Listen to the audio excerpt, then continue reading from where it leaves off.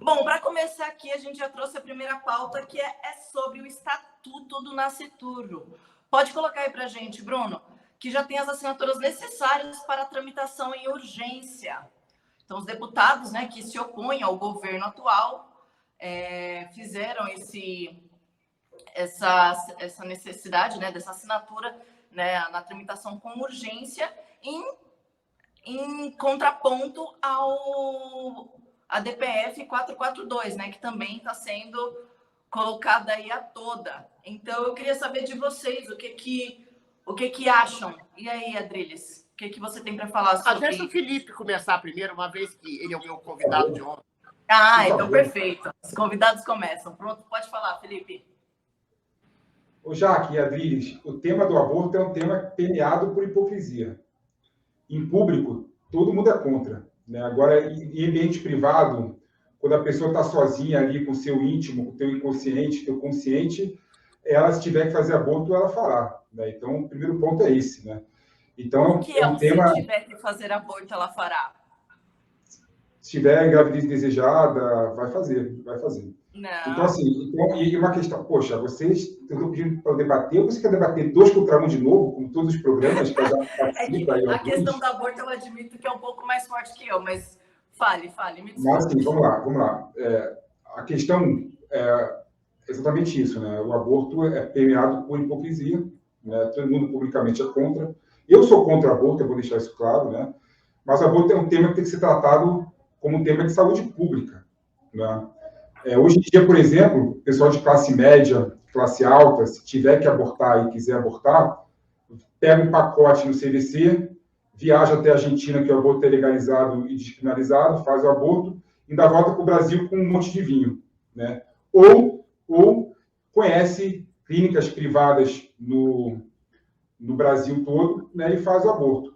E o maior número de morte de adolescente é morte de crianças e adolescentes que tentaram abortar sem nenhum tipo de instrumento e sem nenhum tipo de apoio e acabam morrendo. Colocam uma agulha dentro do útero, tentam colocar a caneta dentro do útero e acaba falecendo porque não tem nenhum amparo do Estado. E eu acho, sinceramente, tá, que quando você descriminaliza o aborto, você tem a possibilidade de reduzir o número do aborto. Porque você tem várias camadas que você tem que atingir até efetivar o ato em si. Por exemplo, uma pessoa, que chega desesperada querendo abortar, passa primeiro com assistência social, depois passa com psicólogo, depois passa com médico. Existem várias camadas de convencimento para a pessoa não abortar. Então, quando você, de certa forma, descriminaliza o aborto, você consegue fazer e convencer essas pessoas que fariam o aborto de forma ilegal a não fazer o aborto. Então, esse é o primeiro ponto. E o segundo ponto que eu queria deixar claro aqui é que esse projeto do Estatuto do Nascituro, ele é inconstitucional, né? Por que é inconstitucional? Porque faz parte da democracia constitucional você respeitar e proteger o direito da minoria, né? E o direito à vida, não? A democracia constitucional, né, ela tenta balancear a regra majoritária com a regra contra-majoritária, né? Ou seja, então, quando você coloca a maioria contra a minoria, de certa forma, você está indo contra a cláusula contra-majoritária, que é uma cláusula constitucional. Você foi direito à vida, mas existem outros preceitos e outros direitos na Constituição Federal que conflitam com o direito à vida no caso concreto. Essa é a regra clássica do direito constitucional. Quando há conflito entre direito fundamental, né, direito à vida, direito à dignidade, direito ao planejamento da mulher, liberdade de escolha, quando tem esse conflito, o que você faz? Você usa as regras para maximizar o máximo dos dois direitos, né? Ou seja, tem direito à vida, mas tem outros direitos também. Inclusive, os liberais, como a Adriles é um liberal, né? Mas como é que você vai? Morto qual o liberal, por exemplo, o direito à liberdade é o maior direito à vida. Não, primeiro. Antes de passar para você, eu queria juntar aqui, aproveitando que ele falou sobre democracia e direito. Agora, antes que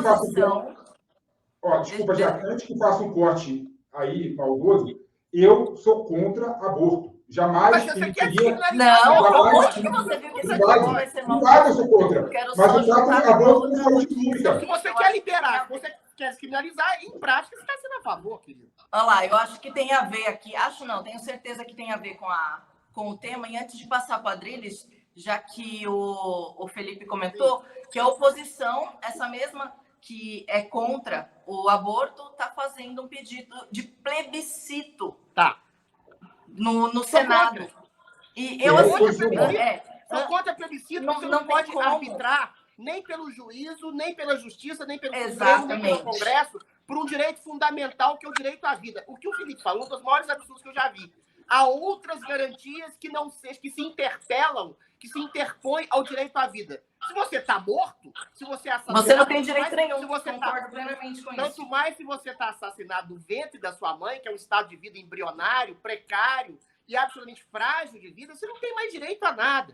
Discordo também quando ele fala que é uma questão de saúde pública. Não, é uma questão de saúde privada, do feto, do embrião que está no ventre da sua mãe. Você pode até entabular uma discussão biológica. O embrião ainda não é um ser humano completo, com cabeça, tronco e membros e cérebro. Até eu já acreditei nisso, em alguma medida. Mas você não sabe... Não, e só para, Adriele, só para fazer um adendo no que você está falando, nesse ponto do o embrião ainda não é formado e tudo mais, a DPF 442, que fala sobre a descriminalização do aborto até a 12ª semana, neste ponto, o bebê já está completamente formado. A questão se coloca exatamente aí. Apenas precisa crescer. Com 12 semanas, existe um feto com cabeça, tronco, membros, vida cerebral.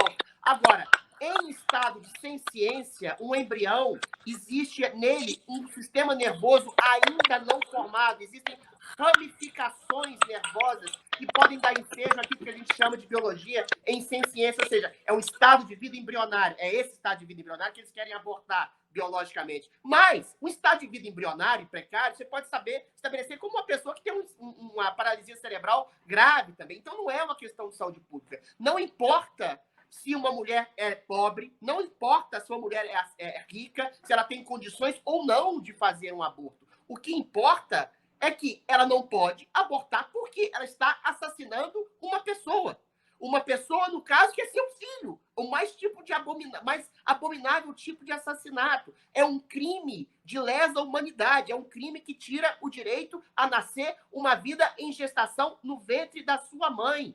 E aí, eventualmente, essas falsas estatísticas que mulheres morrem de aborto é mentira. Existem, sim, claro, mulheres que morrem de aborto, mas é num número absolutamente reduzido. Se eu não me engano, foram 56 no ano passado para um país de 220 milhões, são poucas. Agora, todas as pessoas de todas as classes sociais sabem que existem métodos anticonceptivos há centenas.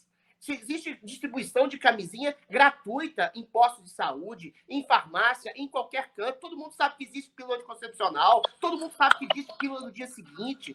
Método contraceptivo não pode se confundir com o aborto. O aborto é um assassinato. Agora, passando para a questão burocrática da coisa, o STF, que tem um histórico de arbítrios recentes, um histórico de arbítrios ditatoriais recentes, quer arbitrar numa questão que já foi resolvida pelo Congresso Nacional. Por quê? Existem 3 exceções e 3 trágicas exceções para o aborto que eu sou obrigado a concordar, ainda com o coração pungido. No caso de estupro, de uma mãe carregando um feto fruto de uma violência bárbara. No caso de anencefalia, crianças sem vida cerebral, que realmente tem ramificações nervosas, mas não tem uma vida consciente ali dentro, e é uma coisa meio triste. E no caso de risco de vida para a mãe, aí sim, você pode admitir ela poder abortar. Por quê? Ela tem um estado de vida anterior ao bebê. Então, nesse caso, ela pode optar tragicamente, né, entre a sua própria vida e a vida do bebê. Aí é uma escolha de Sofia, escolha da mãe. Agora, nesses 3 casos que já foram habitados, já foram consolidados pela legislação do Congresso Nacional, está sendo feito um atropelo do Supremo Tribunal Federal. Então, é extremamente legítimo, tanto o Estatuto do Nasciturno, mas eu não acho legítimo a questão do plebiscito, que você não pode plebiscitar uma questão que é o direito fundamental, primeiro, da Constituição brasileira e da Constituição de qualquer princípio humanista, humano, religioso ou não, que é o direito à vida. Você não precisa nem acreditar em Jesus Cristo, em Deus, para estabelecer que ninguém pode matar ninguém. E do ponto de vista biológico, você tirar do ventre da sua mãe um embrião ou feto é arrancar do ventre da sua mãe o estado de vida frágil, embrionário e arrancar a sua própria vida. E por que a esquerda tem essa sanha nega, pró-abortista, pró-morte? Eu não entendo isso. Se tem inúmeros métodos anticoncepcionais que previnem uma gravidez indesejada. Hoje em dia, no Brasil e no mundo, quem engravida, Tudo bem. é porque quer. Assine o Fio Diário. Assim você vai ter acesso integral ao programa completo Adriles sobre tudo, além de outros diversos programas na nossa plataforma. Assine aí.